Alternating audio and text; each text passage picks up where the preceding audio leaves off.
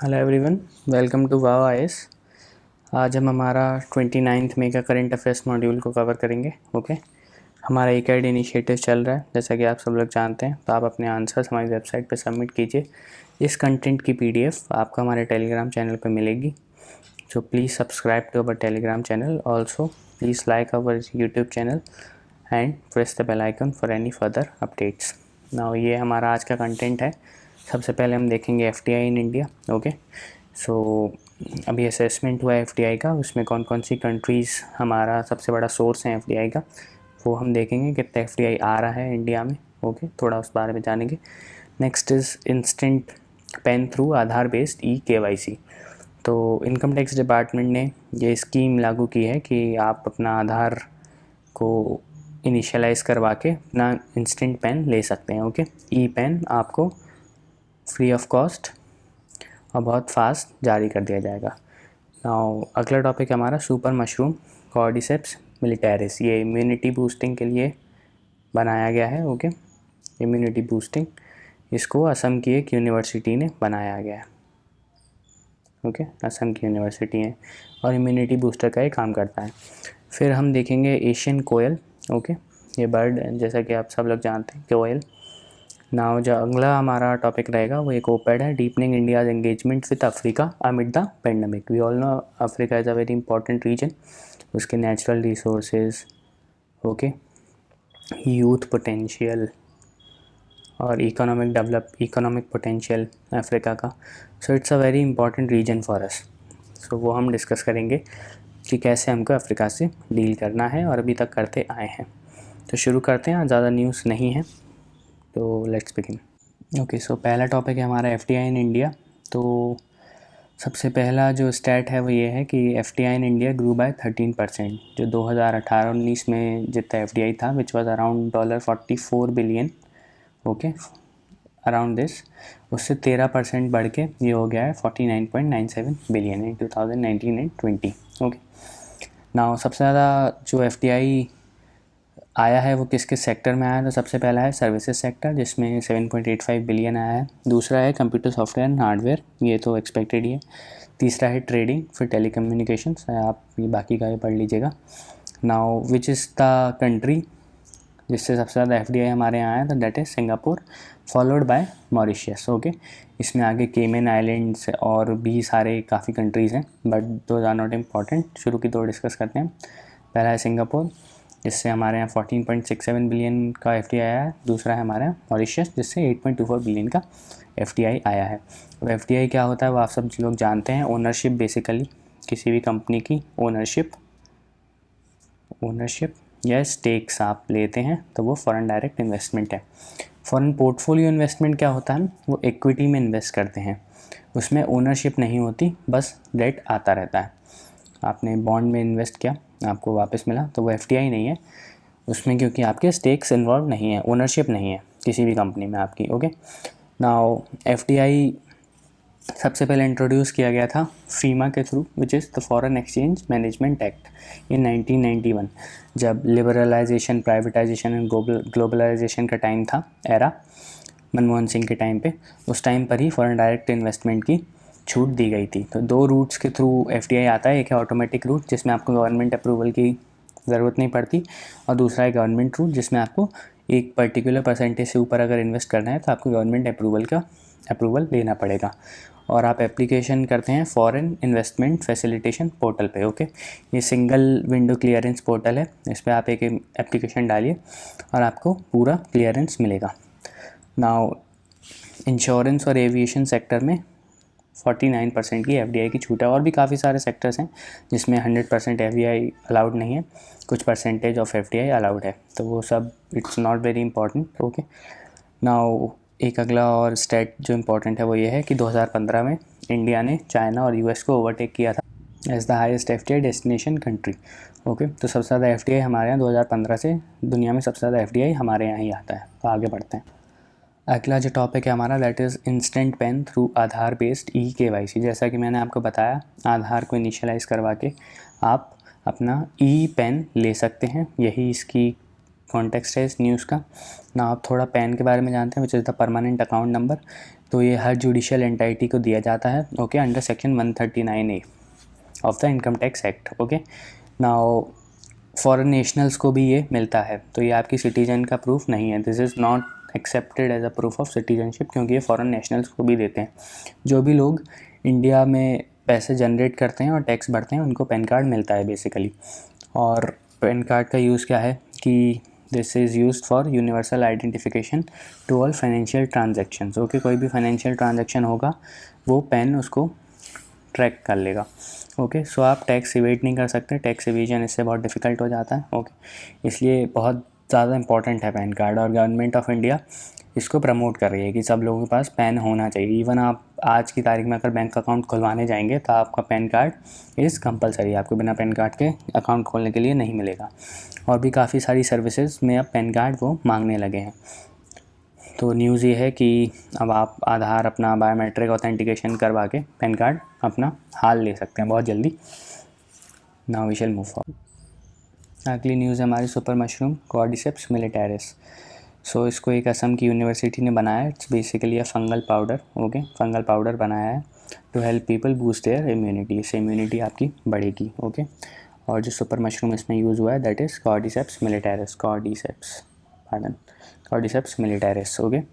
Now इसको बनाया कैसे क्या है, तो लायोफिलाइजेशन और freeze drying at -80 degree Celsius. तो ये प्रोसेस आपको याद रखनी है, लायोफिलाइजेशन और freeze drying at -80 degree Celsius. इसके थ्रू ये फंगल पाउडर बना है इस मशरूम के through, which is the cordyceps militaris, okay. Now cordyceps की अर्थ में मोर देन 400 स्पीशीज पाई जाती हैं and they are actually a parasitic variety of fungal, okay.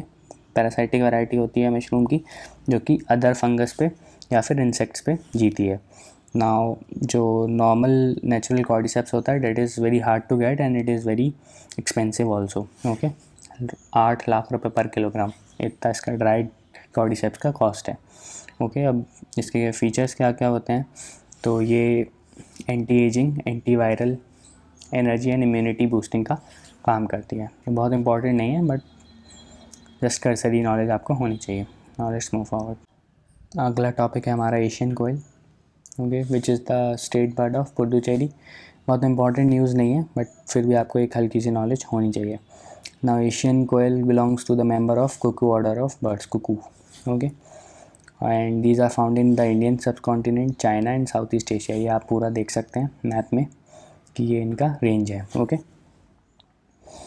Now और भी क्लोजली इसके किन्स हैं closely related, which are the Indian cuckoos, Pacific koels, okay. और इसको पैसिफिक कोयल्स और इंडियन कुकूज को सब स्पीशीज़ माना जाता है, एशियन कोयल को सुपर स्पीशीज़ माना जाता है। Now these are brood parasite, ये अपने जो अंडे होते हैं वो दूसरों के घोंसले में रखते हैं और वही पक्षी इनको रेस करते हैं, तो इनका काम नहीं होता अपने यंग वंस को रेस करने का। ये जिसके घोंसले में अपने अंडे देते हैं वही इनके यंग वंस को रेस करते हैं, ओके। मेनली क्रोस के घोंसलों में ये अपने यंग एग्स ले करते हैं। नाउ सेक्शुअल डायमॉर्फिज्म बहुत एविडेंट होता है। सेक्शुअल डायमॉर्फिज्म मीन्स देखिए ये मेल है, ये एक फीमेल है, तो इनमें फिजिकल डिफरेंसेस कितने ज़्यादा हैं, तो this is sexual dimorphism. Male हमेशा ज़्यादा अट्रैक्टिव होता है, बर्ड फैमिली में मेल हमेशा ज़्यादा अट्रैक्टिव आपको मिलेगा। अब क्या क्या स्पेशल फीचर्स हैं इनके फिजिकल अपीयरेंस के वो देखेंगे तो male is glossy black with a greenish sheen to their bodies and females are brown with white dots, you can see these white dots, okay, on their wings and heavy streaking on their head and throat. Head और throat पे ये heavy streaking है, okay, white spots काफ़ी ज़्यादा हैं, streaking. So both sexes have strong long greenish bills and captivating ruby red eyes, ये देखिए लाल आँखें और ये ग्रीनिश बिल्स होती हैं। तो ये करेक्ट फिजिकल फीचर्स हैं कुछ इनके। अब आगे बढ़ते हैं, बहुत इंपॉर्टेंट न्यूज़ नहीं है but just for cursory knowledge. Now next topic is an op-ed which is deepening India's engagement with Africa in the amid the pandemic, okay. Pandemic में कैसे नेगोशिएट करना है अफ्रीका के साथ। सो अफ्रीका डे बनाया गया May 25 को एवरी ईयर, ओके। हर साल 25 मई को बनाया जाता है to commemorate the foundation of African Union. पहले इसका नाम कुछ और था, the organisation of African unity which is now known as African Union. तो उसका फाउंडिंग रहे May 25 और उसको अफ्रीका डे के तौर पर मनाया जाता है। नाउ इंडिया हमेशा से क्लोजली एसोसिएटेड रहा है अफ्रीका के साथ, ओके। हमारे कॉलोनियल पास जो है और रिच कंटेम्प्रेरी टाइज ये हमेशा से हमको बांधे रखी हैं अफ्रीका के साथ। Now economy and the pandemic. Pandemic के टाइम पे अफ्रीका की इकोनॉमी कैसे अफेक्ट हुई है। तो वर्ल्ड बैंक ने एक रिपोर्ट निकाली है, उसमें बताया गया है कि जो सब सहारन अफ्रीकन रीजन है उसमें 25 साल में पहला रिसेशन आने वाला है और इनकी ग्रोथ रेट माइनस में रहेगी, which will be up to -2.5 to -5.1%। तो रिसेशन आने वाला है सब सहारन रीजन में। और अब ये इफ़ेक्ट कैसे करेगा, तो आप जानते हैं सब सहारन रीजन सबसे वर्स्ट सोशल इंडिकेटर्स हैं उसके। ओके, वर्स्ट सोशल इंडिकेटर्स, वहाँ पे काफ़ी सारी बीमारियाँ हैं like HIV, malaria, diabetes, hypertension. Also nutritional rates काफ़ी कम है, तो माल न्यूट्रिशन काफ़ी ज़्यादा है वहाँ पे। और एक अगर इकोनॉमिक क्राइसिस होती है तो ये फर्दर बहुत ज़्यादा एग्जाजरेट हो जाएंगी ये सारी problems. Disastrous, that would prove disastrous. Okay, now what is the need for financial support. तो सबसे पहले कि इकोनॉमी तो पूरे दुनिया की डाउन ही है, सो इंटरनेशनल हेल्प मिलना is very tough. Okay, African countries ने हालांकि $100 बिलियन का एक रेस्क्यू पैकेज मांगा है और 44 बिलियन वेवर ऑफ इंटरेस्ट भी मांगा है दुनिया की सबसे 20 लार्जेस्ट इकोनॉमीज से। Okay, now it is clear that without the outside support Africa will find it very difficult to meet the challenge. Okay, अगर आप एक्सटर्नल हेल्प नहीं दोगे तो उस अफ्रीकन रीजन को कोप अप करना बहुत मुश्किल हो जाएगा, क्योंकि उसके financial resources are at an all time low. Now Africa में इतना इंटरेस्ट हमेशा से क्यों रहा है, तो वो मैंने आपको इंडेक्स में ही बताया था जब हम ये चीज़ टॉपिक कर्सरी डिस्कस कर रहे थे कि नेचुरल रिसोर्सेज बहुत हैं अफ्रीका में। Okay, gold mines, diamond mines, we all know this. और इकोनॉमिक पोटेंशियल काफ़ी ज़्यादा है, क्योंकि अभी तक इकोनॉमिक ग्रोथ हुई नहीं है वहाँ पर। It's an ongoing process. Okay, ongoing process. तो जो पोटेंशियल है वो बहुत ज़्यादा है, बहुत ही ज़्यादा। तो हर कंट्री वहाँ पे इन्वेस्ट करना चाहती है। ओके, फिर वहाँ पे यूथ है, तो यूथ पोटेंशियल एम्प्लॉयमेंट के लिए। ओके, डेमोग्राफी वहाँ की बहुत स्ट्रॉन्ग है। नाउ दूसरी चीज़ ये है जो सबसे इम्पॉर्टेंट है कि ये 54 कंट्रीज़ का सिंगल ब्लॉक है। Okay, 54 countries. और इन्फ्लुएंस करने के लिए किसी भी इंटरनेशनल फोरम पे, किसी भी इंटरनेशनल फोरा पे अगर किसी भी कंट्री को कोई चीज़ मनमानी है तो इन अफ्रीकन कंट्रीज़ का सपोर्ट बहुत ही ज़्यादा ज़रूरी है, क्योंकि ये सिंगल ब्लॉक है which consist of 54 countries. Okay, so आप इन्फ्लुएंस बहुत ज़्यादा है इंटरनेशनल फोरम है अफ्रीका का। अब आगे देखते हैं कि चाइना ने कैसे इकोनॉमिक टाइज़ अपने मेंटेन किए हुए हैं। इंडिया को हमेशा से जो राइवल रहा है वो रहा है China, India China rivalry. Okay, in Africa we all are aware about this. तो चाइना ने अभी तक अफ्रीका में क्या क्या किया है जिससे चाइना इतना स्ट्रॉन्ग है। ना जो चाइना का ट्रेड है that is around 208 billion. Okay, और एडिशनल लोन्स और इन्वेस्टमेंट देखा जाए तो दैट इज़ एडिशनल 200 बिलियन।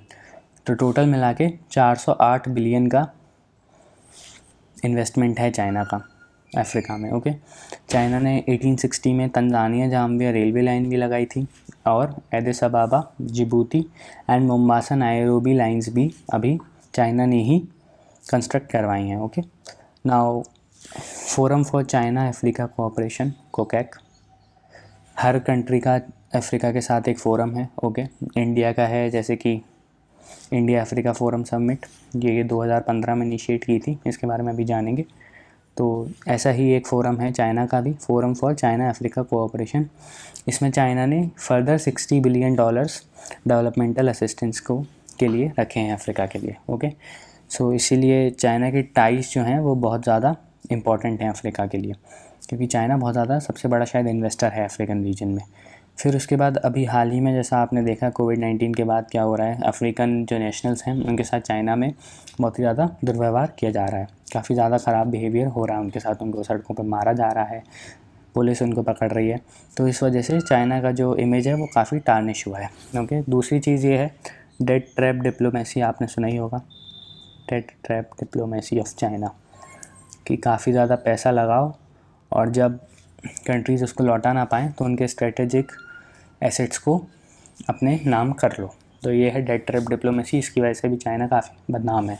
और इंडिया के रिलेशन देखते हैं हम अफ्रीका के साथ। सबसे पहले इंडिया का ट्रेड है $62 बिलियन इन 2018। ओके, अब ये कंट्रास्ट कीजिए आप चाइना के साथ। चाइना का टोटल जो ट्रेड है, केवल ट्रेड, वो 208 बिलियन है और इंडिया का ये है 62 बिलियन। तो इंडिया भी काफ़ी पीछे है चाइना से। नाउ जो दूसरी चीज़ है वो ये है कि 40% of all the training in capacity building, ITC एक प्रोग्राम है इंडिया का, that is Indian technical and economic cooperation. इसके थ्रू जो 40% of all training and investment है वो अफ्रीकन रीजन को ही गया है। तीसरा जो इम्पोर्टेंट स्टेट है दैट इज़ 6000 इंडियन सोल्जर्स को डिप्लॉय किया गया है पीस कीपिंग मिशंस में UN के अफ्रीकन रीजन में।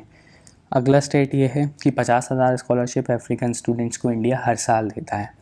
और हमारा जो आखिरी स्टेट है वो ये है कि 4th India Africa forum summit होने वाली है अभी सितंबर में। अब कोविड-19 चल रहा है तो वी विल हैव टू सी कि ये सक्सेसफुली होस्ट कर पाता है इंडिया या नहीं, बट सितंबर के लिए ये प्लान्ड है। और 2015 में इंडिया अफ्रीका फोरम समिट हुआ था 2015 में। अब कंक्लूजन ये है इस पूरे ओपेड का कि इंडिया को बाकी कंट्रीज़ के साथ भी कोऑर्डिनेट करना चाहिए अफ्रीकन ग्रोथ के लिए, like Japan and quad, like US, Australia, Japan and India which forms the quad. तो इनके साथ इंडिया को कोऑपरेट करना चाहिए क्योंकि इंडिया का काफ़ी इंटरेस्ट लाई करता है। अब जो अफ्रीका है वो we all know Indian Ocean region में है। इंडियन ओशन रीजन का बहुत ही इम्पॉर्टेंट पार्ट है अफ्रीका। हॉर्न ऑफ अफ्रीका जो ईस्टर्न अफ्रीका है, that is a very important part of Indian Ocean और बहुत ही स्ट्रेटेजिक पार्ट है। तो उसको वू करना हर कंट्री चाहती है। चाइना का भी जो स्ट्रेटेजिक एम है वो यही है कि इंडियन ओशन रीजन को कैसे इनडायरेक्टली इन्फ्लुएंस किया जाए। तो यही हर कंट्री चाहती है और अगर हमको स्ट्रेटेजिक एसेट्स को सेव करना है दूसरों के डोमिनेशन से तो हमको कोऑपरेट करना पड़ेगा बाकी कंट्री के साथ अफ्रीकन रीजन में, which is basically this op-ed wants to say. नाउ यहाँ हमारा ख़त्म होता है आज का करंट अफेयर्स मॉड्यूल। मंडे को मिलेंगे। Thank you.